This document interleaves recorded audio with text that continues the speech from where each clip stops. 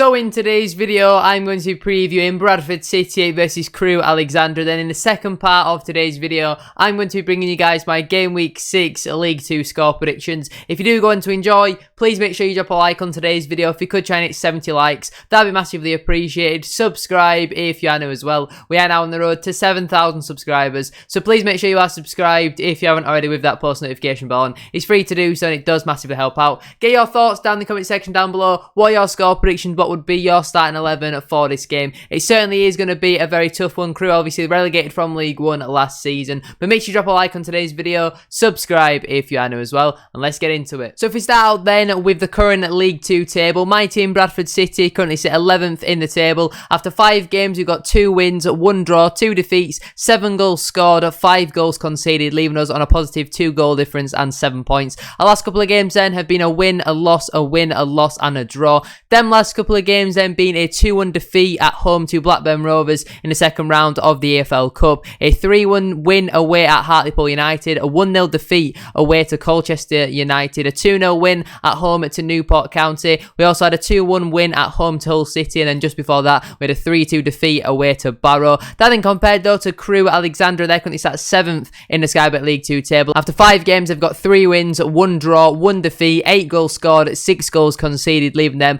on a positive 2 goal difference and 10 points. The last couple of games then have been a draw, a win, a loss, a win and a win. Them last couple of games then being a 2-2 draw at home to Northampton Town, Northampton equalising in like the 98th minute directly from a corner, something stupid like that. They also had a 1-0 win at home to Sutton United, a 3-0 defeat away to Salford City, going down to 10 men in that game. It was Basala Sambu who got sent off in that game. If that was a straight red card, then I believe he will still be suspended for this game. If it wasn't a straight red card, then he should be available for suspension once again. They also had a 4-0 defeat away to Grimsby in the first round of the EFL Cup. And then the second game of the season that they had was a 3-0 win at home to Harrogate Town. Now we're going to speak about the team though that I would go with if I was Marky. So I would line up then in a 4-2-2-2 formation. So it's kind of like a 4-4-2, but a little bit more attacking with us being the home side. In goal, I'd go with Harry Lewis. I think he's been very impressive so far this season. Could have maybe done a little bit better on Tuesday night with the second goal. I definitely think he, like he said himself, he was a little bit frustrated that he didn't keep that one out, as I do think it went under him. The first goal, I think you'd be very harsh to say that he could possibly save that. It's just a great finish from Bradley Dack. I mean, there was a couple moments where I was a bit shaky about Harry Lewis, but I think he's been fantastic so far this season. He's clearly loving life as a bantam, so I'd go him in goal. Right back, I'd go with Brad Halliday. Again, I thought he was fairly impressive on Tuesday night against Blackburn. We did lose, but he did fairly well. He was up against some very good players, some very high quality championship standard players. He was up against Tyree Sterling at times. I thought he dealt with that threat fairly well, so I'd go with him at right back. 2 centre backs. Firstly, Matty Platt. For me personally, he was definitely a contender for man of the match on Tuesday night. I thought he was absolutely fantastic. Again, was caught out maybe on both goals. Maybe he could be doing a little bit better, especially with that first one, but I feel like the first one's more the midfield just got caught out, and the second one it's a handball, then Critchlow misses his challenge. So I don't think you can really blame him for any of them. I like to see Matty Platt start once again because I think he's been fantastic for the majority of this season. Partnering him, obviously, I would go with Romany Critchlow. I don't think he's been his greatest performances over the last couple of games, but I still think he's been playing very well. Like I just touched on there, could have maybe done a little bit better for the second goal. If I either got to take the ball or take the man, he does neither, and then subsequently we do obviously concede from it. But overall, I thought it was a very impressive performance once again from Critchlow.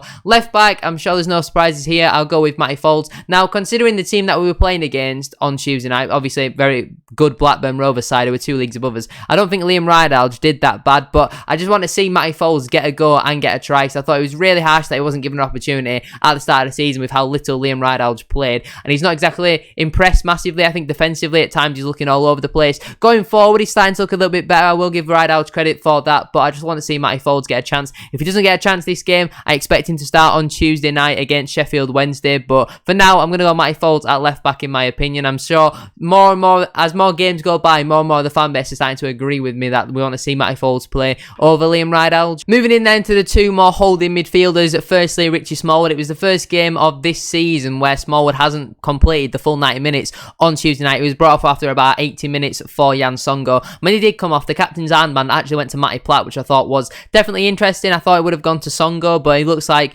probably Smallwood is the captain. Potentially Jamie Walker's vice-captain and then Matty Platt, but I was a bit surprised to see the armband not go to Jan Songo. Songo, pretty poor performance on Tuesday night from him, so I can't see him starting this game. Partnering Smallwood, I've gone with Ryan East. Again, Gilead looked absolutely knackered. He had to put a shift in on Tuesday night, and I think he did that. On the ball again, not the greatest performance from him, but once again, he put in a fantastic shift because he's probably used to, him and Smallwood are used to having that third man who's going to help them out in that midfield, but they didn't have that. And up against a Blackburn team who were passing the ball around us at times, they both had to put a shift in, and I think that they did that. But I've gone with Ryan East just to freshen things up a little bit. I thought East looked tidy when he came on off the bench, and I think he's had an okay start to the season. If he goes with Gilead, as always, I don't have any complaints with that whatsoever. I just think East gives you a bit more balance and a bit better quality on the ball, especially when you're at home. You want somebody a little bit better on the ball. But if Gilead starts, wouldn't be totally against that. On the right wing, I've gone with Scott Banks. Again, as each performance goes by, I think he's getting better and better. First couple of performances, I wasn't overly impressed by him, but I think recently he's been absolutely fantastic. Scored his goal last weekend against Hartlepool, got a fantastic assist on Tuesday night as well. Does very well to be a very good player.